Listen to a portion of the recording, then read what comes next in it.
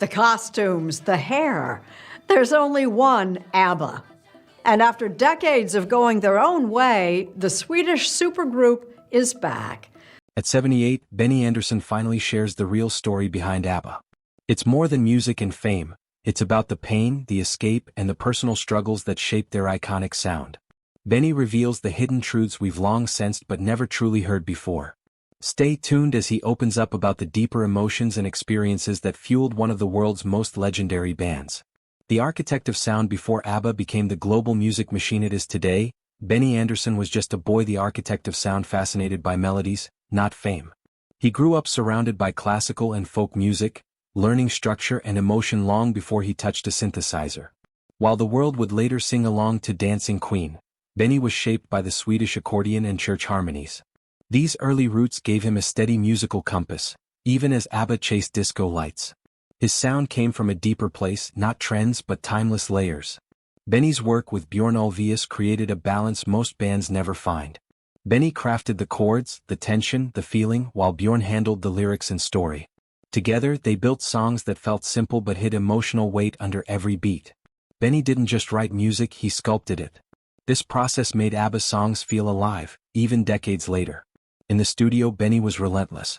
He would spend entire days adjusting a single harmony or note. He chased a feeling more than a sound, working until the track matched the emotion in his mind.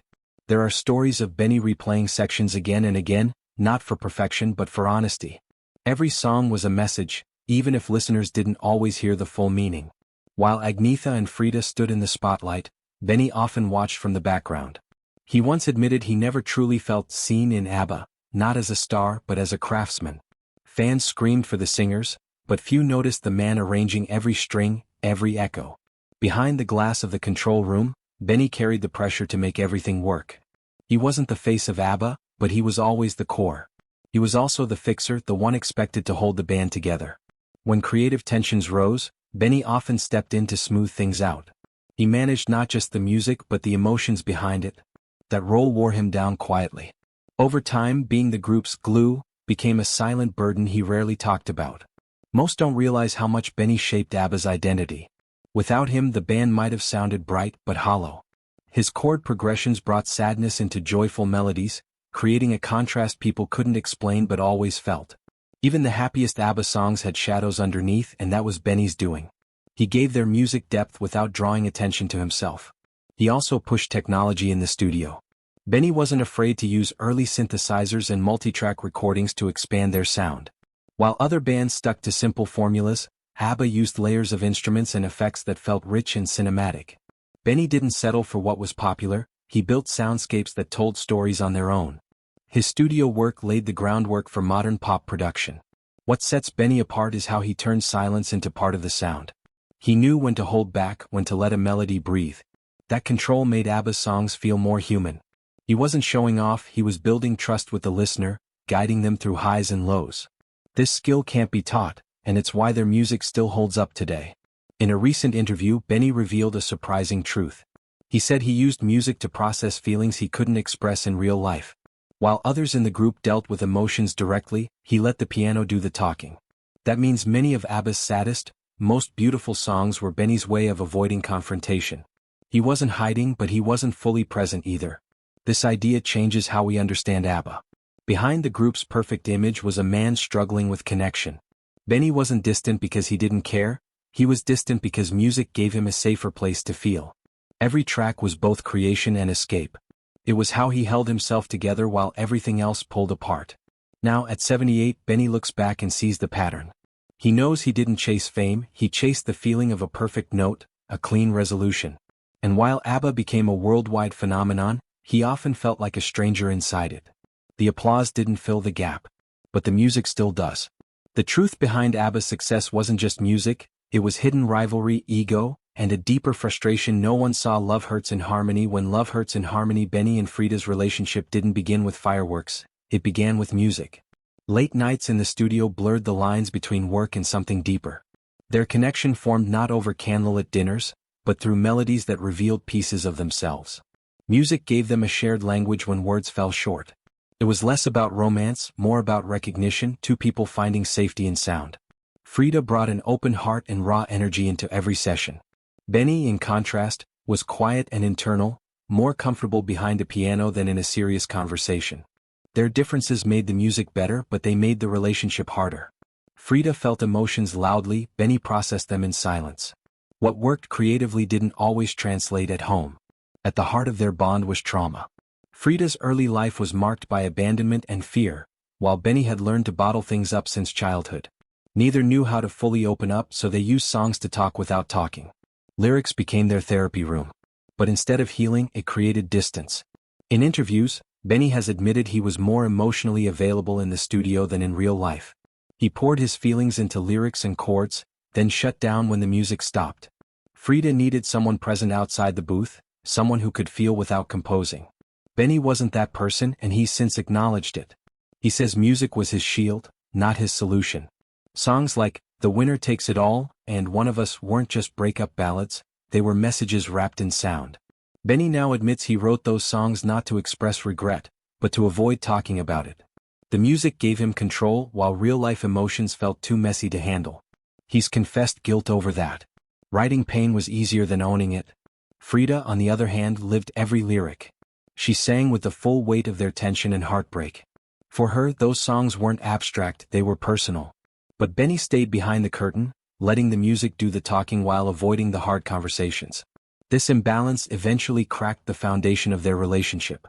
They loved differently. Frida needed warmth and response. Benny needed space and silence. These needs clashed constantly, even as their music grew more powerful.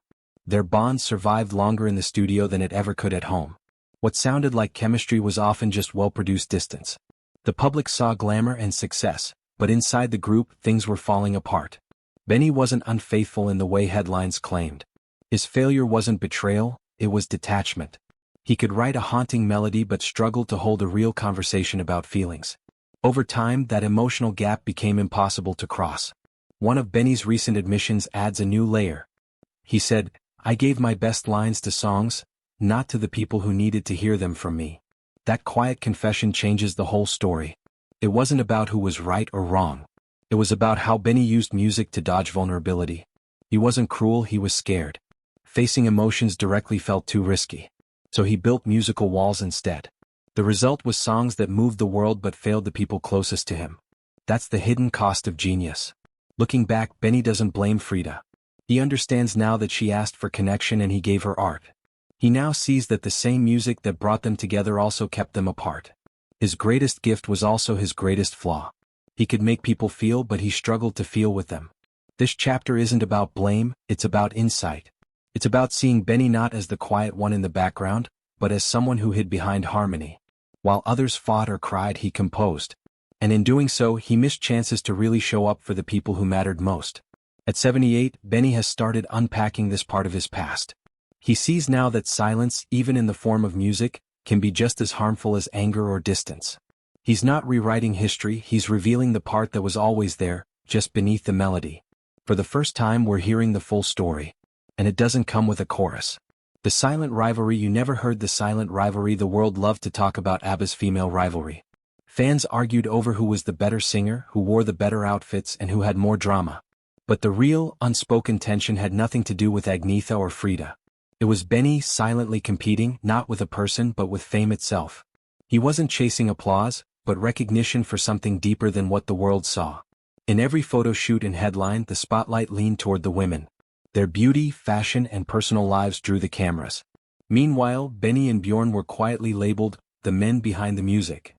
No matter how many songs they wrote or hits they produced, they weren't the face of the brand. For Benny, this wasn't just about credit, it was about being seen for who he really was. Benny wasn't a background figure, he was the architect of their entire sound. He spent long hours layering harmonies, crafting chords, and making the melodies that stuck in people's heads for decades. But when awards rolled in or magazines featured the group, his name barely made the footnotes. He wasn't angry at the women, he was hurt by how the world ignored the real work behind the shine. He created the emotion, but others got the spotlight. Benny has said he was often cast as the cold brain of ABBA. It made him sound like a machine, smart but distant, technical but not emotional. Yet the truth was the opposite. He was pouring his soul into those songs. He wasn't just programming music, He was expressing pain, love, and longing through every chord. This mislabeling followed him for years. Critics and fans treated ABBA's songs as catchy pop without depth. But behind that simplicity was Benny's heartbreak, discipline, and obsession with perfection.